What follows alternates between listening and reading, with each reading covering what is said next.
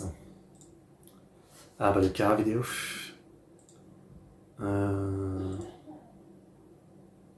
Well, I guess this one first. The story of the Nürburgring, the most dangerous track in the world. Interesting. By Hunter's Moon. The Nürburgring is the ultimate automotive proving ground. In terms of permanent tracks, this one is the longest, has the Isn't the most dangerous the Isle of Man, but I guess that's motorbike. greatest change in elevation, and is the most dangerous, known by many as the Green Hell. Still, for nearly 100 years, competitors have put their lives on the line, striving for the perfect lap. A record here not only means bragging rights, but can bring huge financial rewards to manufacturers and immortalize cars and drivers. As a result, teams go to extreme lengths trying to shave down their times, even cheating to achieve the results they want before sharing their triumph with the world. Despite the high speeds and perils, the track is open to anyone willing to pay the small toll and accept the huge risks. From F1 legends to backyard tinkerers, all sorts have made the trip to the lush Eiffel Forest of Germany, trying to etch their name into the ring's fabled history. This is a story of records and regret, It's on a road, not a of racetrack. danger and deception, and I of see. icons and the impossible. This is the story of the Nürburgring, the Green Hell. Looks nice, huh?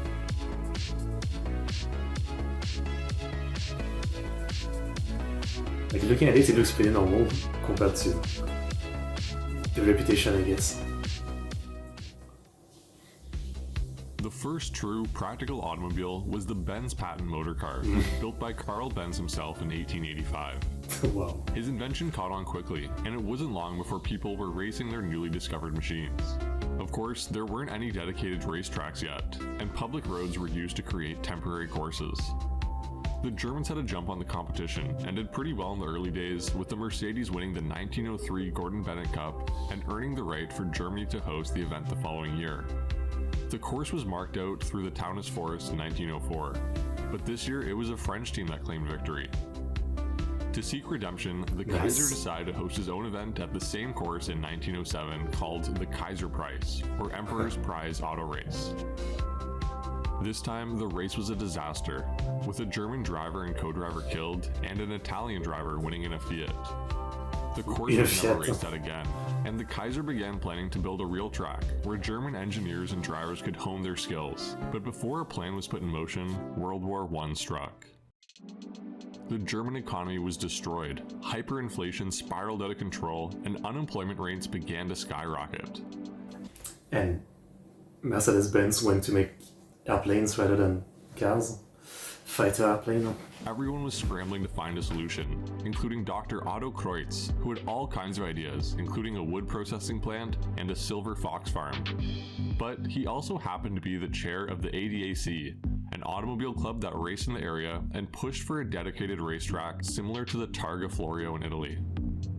He managed to convince the mayor of Cologne and future chancellor of Germany to fund the project and employ thousands of locals to build the track in the town of Nürburgring, which roughly means Black Castle due to the medieval fortress built well over 800 years ago.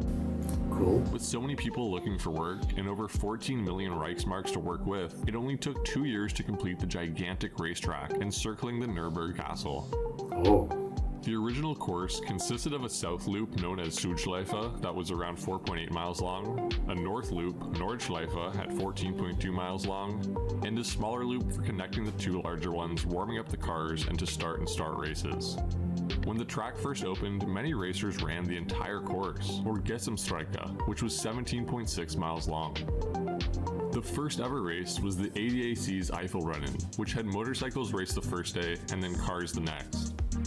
Mercedes was back on top, claiming first, second, and third, led by the driver, Rudolf Caracciola, who became the first ever master of the ring, the Ringmeister. Okay. The event was a huge success, with tens of thousands of fans in attendance who were eager to drive the road for themselves. And they were allowed, with the ring operating as a toll road right from the beginning, another part of the plan to revitalize the impoverished region. More events came to the new track, like the German Grand Prix, and in 1931, What was that? more events came to the Germany's Grand Prix. 100,000 forget political troubles to see their demon driver, Caracciola, win averaging over 116 miles an hour. The Demon Driver. The new track, like the German Okay. Grand Prix, and in 1931, the race moved to just the North Loop, the Nordschleife.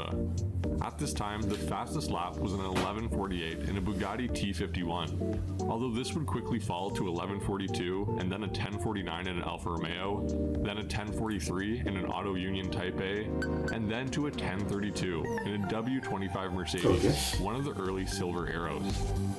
There's a famous rumor that the night before the 1934 German Grand Prix at the Nürburgring, the W25s weighed in at 751 kilograms, just over the 750 kilogram max weight, and that the team decided to strip away the white paint to shave off just enough.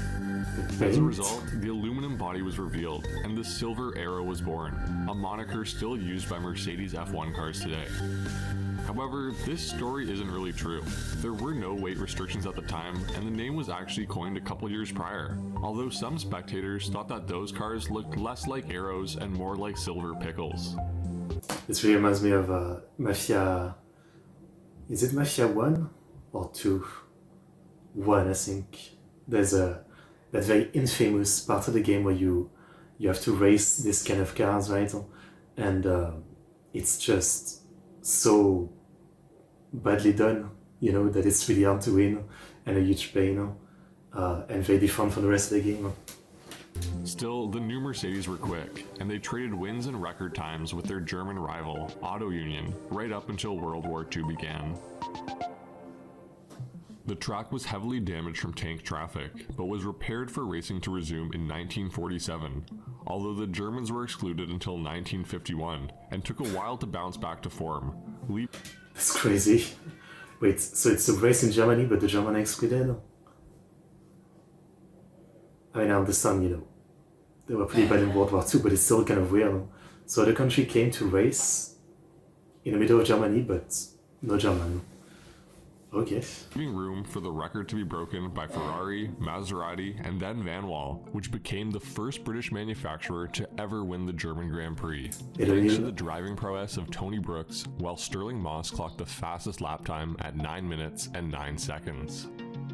But the Germans returned in force, with the lightweight 461 kilogram Porsche 804 lapping the course in just 8:47, with the American Cannonball winner Dan Gurney behind the wheel. Ferrari would chip away at the record before Lotus dropped it to an 8:24 and then 8:16 in 1966. The cars were getting incredibly fast, but they were making the dangerous track even more deadly, and the death toll at the course rose above 30 drivers. In an attempt to make the track safer, a chicane was added before the start-finish straight to reduce the speed of cars entering the pits. The new addition did little to slow down the speeds or the deaths, and Sir Jackie Stewart nicknamed the track the Green Hell after winning the German Grand Prix in 1968. The lap times continued to fall year after year, with the Brabham achieving a 7:42 in 1969. But the death toll seemed to mirror the increasingly fast cars, and after 5 deaths in 1970, F1 drivers boycotted the track until significant changes were made. Nürburgring went through extensive modifications to smooth the bumps and jumps, straighten some sections, while slowing down more dangerous ones, with safety barriers in case of any mishaps. Still, cars continued to get faster and faster, and by 1974, famed F1 driver Niki Lauda was the first and only driver ever to crack the 7-minute barrier on the full 22.8-kilometer Nordschleife, clocking a 6:58 in a Ferrari test session. So the ultimate record. Niki was incredibly talented and understood the extreme dangers that came with the territory. In 1976, he was leading in points and had the fastest lap times, but asked his fellow F1 drivers to boycott the race, explaining that there weren't anywhere near enough fire marshals and safety vehicles around the giant course. However, the majority voted to race, and on just the second lap, on a partially wet course, part of the Ferrari's rear suspension failed, causing a horrific accident and leaving Niki trapped in the wreckage, enduring severe burns and toxic fumes. It would take far too long for the fire trucks, ambulances, and even the Porsche 911 rescue car to arrive. But thankfully, fellow drivers were able to extract Niki from the burning car. It's amazing that, in all the cars and tracks they always say, the story is the same. No one ever learned the lesson, without a ton of people dying. Le Mans, they had like 80 people dying. The Rally B video we watched, I mean, so many people dying. This one, I guess maybe we just don't check out the stories of like other tracks that, you know, learned from other people's mistake and made the change before any deaths or something. Maybe I guess we don't watch those kind of videos, but it's still something. And the thing is, it's like the number of deaths too. It's not like, you know, one is like fine kind of thing. Like it took dozens right here until they were like, maybe we should do something. Yeah. He would later fall into a coma and was read his last rites, but managed to recover and would return to racing just 40 days later, going on to win more F1 championships and furthering his outstanding legacy. But this marked the end of F1 racing at the Nordschleife. New safety regulations made it impossible to race at the Nürburgring anymore, and so the South Loop and the start-finish ring were torn up to build a new, far safer course, known as Grand Prix Strecke, literally Grand Prix course. During construction, F2 and other races still competed at Nordschleife, and in 1983, the ring was shorter than before, with the bypass avoiding the construction of GP Strecke. This meant that after nearly a decade, Nicky's record would finally be broken by a BMW-powered March F2 car, although it didn't last long, as soon the world would witness what would become known as the Impossible Lap, and a record that many thought would never be broken. Okay. The vehicle that set the record wasn't a Formula car, but a Porsche 956, racing in Group C. The twin turbocharged flat six was good for over 600 horsepower, and the car generated triple the downforce of the 917 thanks to Norbert Singer's ingenuity, who coined the Singer dent and is part of why Singer Vehicle Designs chose their name. The driver was 25-year-old Stefan Bellof, who managed to take pole position through traffic with a time so impossible, some people thought it must have been a mistake. Bellof had averaged over 200 kilometers an hour and made his way around Nordschleife in just 6 minutes and 11 seconds. Oh wow. Even Norbert Singer was at a loss for words, and the other competitors joked and commented on the incredible feat. Stefan Bellof had cemented himself as one of the most talented young drivers on the planet. Unfortunately, just a couple of years later, Bellof passed away while driving a 956 at Spa, but his record would go on for decades. Okay, my bad, I thought he was building to like there's a twist or something. No, I guess not. And his legacy even longer, with one of the turns at Nordschleife bearing his name. When the far safer GP Strecke was finally finished in 1984, the very first race was hosted by Mercedes, named the Nürburgring Race of Champions.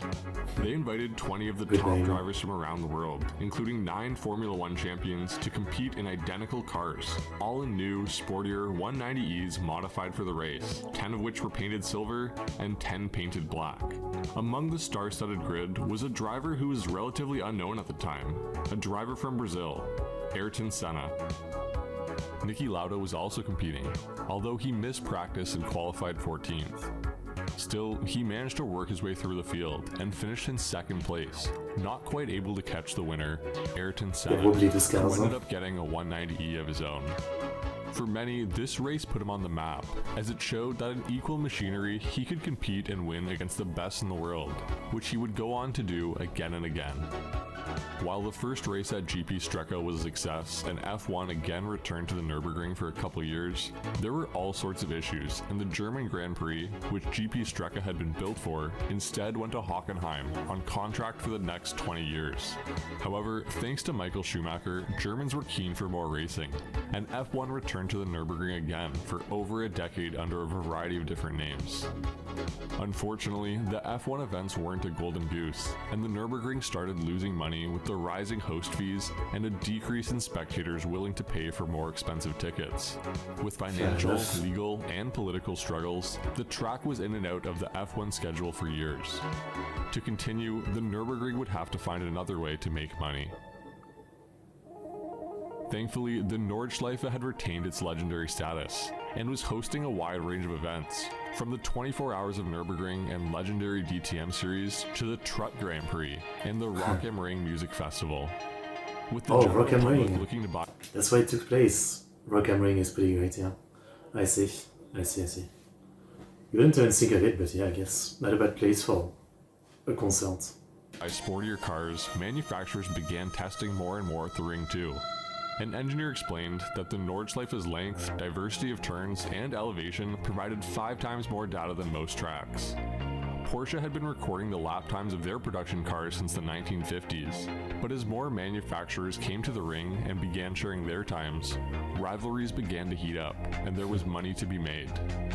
The media started to get involved, and magazines published times, like a Ferrari Testarossa clocking a 9:17 in 1987. A couple years later, the Japanese car show, Best Motoring, came to the ring to show off what Japanese cars could do. They'd been benchmarking Nissan's R32 GTR, known by many as Godzilla, and wanted to prove to the world. I've been continuing to watch Initial D. Literally yesterday I watched the third season, or the third movie, I guess. What the car could achieve at the most notorious track. The conditions were damp, but with an extremely skilled Motoharu Gonsan Kurosawa manning the revolutionary car, it still achieved an impressive 822. Kurosawa would continue to make the trip to Germany each year, and continued lowering his time in various cars, with an 816 in a Honda NSX in 1990, then an 808 in a Porsche 911 Turbo in 1991, and then an 803 in 1992, driving a Honda NSXR. To take the production car record, Bugatti showed up with their team racing driver and what was the fastest car in the world at the time, the Bugatti EB110. Thanks to not 1, not 2, not 3, but 4 turbochargers and 4-wheel drive, the car made it around the ring in 7 minutes and 44 seconds in 1993. The German car magazine Sport Auto focused on ring records and even had a trophy for new record holders each year. They tested a wide range of cars, including the Bugatti EB110, but only achieved an 801 in their run. It would take a while before production cars caught up to the Bugatti, although there were some strong modified competitors, like a Mark IV Supra by Blitz, which ran a 749 on street tires in 1997. To equal the Bugatti, it would take until 2002, when the Pagani Zonda S would also hit a 744, although the driver was Horst von Sarma, the chief editor at Sport Auto. While he was an editor, Horst became an expert at the Nordschleife through the hundreds of cars he benchmarked, and the following year, he crushed the record in a Porsche Carrera GT with a 732, a record which wouldn't be broken until the legendary driver Walter Roll hopped behind the wheel and shaved off another 4 seconds, bringing the record down to a 728. Many thought this record would hold for ages, but just a few months later, an unusual challenger from the Netherlands. Records never hold forever. Recently, there was that one guy in the London Marathon.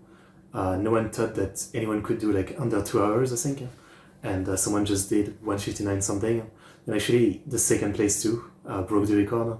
So 2 people just broke the record, which, I guess people say that all the time, but could never be broken, right? It seems to be always like that, yeah. Would attack the record, a Donkervoort D8 RS. This hand-built car may not have been as powerful or as pretty as the Porsche, but it was extremely light and handled extremely well, hitting a 714.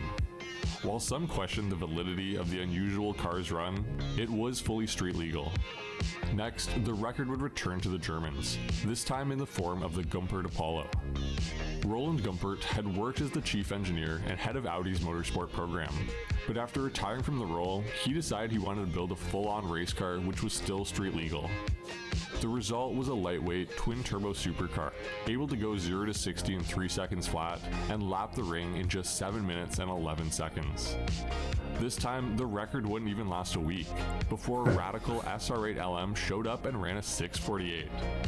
This was an incredible time, and while there were ways to get the radical street legal, many denied the record, including Sport Auto themselves.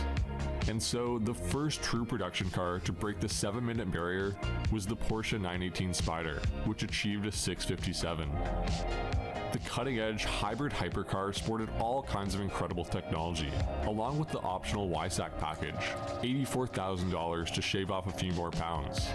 McLaren went to the ring shortly after, and said they had also broken the 7-minute barrier, but they didn't share the exact time, leading many to believe they hadn't quite beat the 918's record.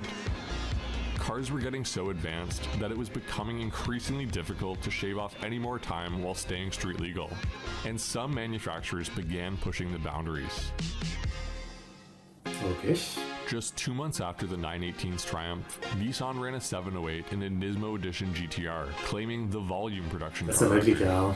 However, it later came out that the car had been extensively modified to set the time, with the bigger I mean, not the design itself, but the pattern on it, I don't like it.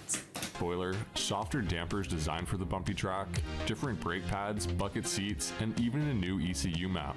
Technically, Nismo would sell you these parts, and you could set up your car this way, but it was a far cry from a volume offering. Porsche had been skeptical about Nissan's times for quite a while now, and even bought a 2008 GTR to test themselves after Nissan reported a 729 in the car, far faster than any of the 911s could muster. When they got the car, the best they could run was a 754, which caused them to believe that Nissan had made some drastic changes, such as using racing tires. What would you not think is just their driver is better? As there were no governing bodies or true official records, manufacturers were incentivized to push the boundaries, and a positive ring result was nearly the best marketing around. And so, controversy would continue to surround records going forward, including when the 918's record finally fell, this time to Lamborghini's Huracan Performante. In October of 2016, the Performante clocked a 652, a time which some thought was a little too unbelievable. The YouTube creator Misha Sharudin scrutinized the onboard footage, comparing top speeds and quartering speeds to those of the 918, while pointing out strange glitches in the recording, where the speed would suddenly jump drastically or a shadow would move unnaturally. Many thought that the footage was sped up and played at 25 frames per second instead of 24, or that the time was the result of the best splits added together. Lamborghini barked back, sharing a log of the run and explaining that part of the reason the car was so fast was the Pirelli Trofeo R tires, which would be available with the car. However, many were still not convinced. I have great trouble with the video they showed, with the telemetry that they showed, with the frame rate of their video, and I personally am very skeptical. Controversy continues to this day.